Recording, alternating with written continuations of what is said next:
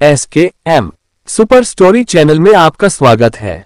आज का विषय है चतुर ब्राह्मण और राक्षस। बहुत पुरानी बात है, एक गांव में एक वृक्ष के ऊपर गंटक नाम का राक्षस रहता था। एक बार की बात है, उस वृक्ष के नीचे से एक ब्राह्मण गुजर रहा था तो राक्षस उसके कंधों पर जाकर बैठ गया।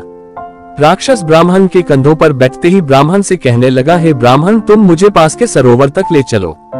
ब्राह्मण के मन में विचार आया कि यह स्वयं ही सरोवर तक जा सकता था तो मेरे कंधों पर बैठकर क्यों जा रहा है। ब्राह्मण ने डरते डरते पूछ लिया, तुम कौन हो और मेरे कंधों पर क्यों बैठे हो। राक्षस बोला, मैं एक राक्षस हूँ और मेरा नाम गंटक है और तुम मुझे सरोवर तक ले चलो, नहीं तो मैं तुम्हें खा जाऊंगा। ब्राह्मण ने राक्षस से पूछा, तुम खुद ही सरोवर तक क्यों नहीं चले जाते।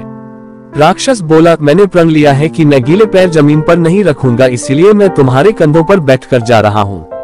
ब्राह्मण उस राक्षस को सरोवर तक ले गया। जैसे ही दोनों सरोवर के पास पहुंचे, राक्षस ब्राह्मण से बोला, अरे ब्राह्मण, जब तक मैं इस सरोवर से नहाकर ना आ जाऊं तुम कहीं मत जाना, नहीं तो मैं तुम्हें जीवित नहीं छोड़ूंगा।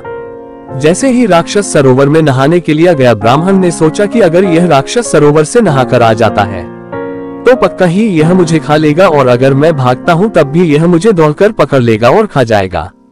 तभी ब्राह्मण को एक बात की याद आई जो उसने बातों ही बातों में राक्षस से पूछ ली थी कि राक्षस ने तो गीले पैर जमीन पर नहीं रखने की कसम खाई है।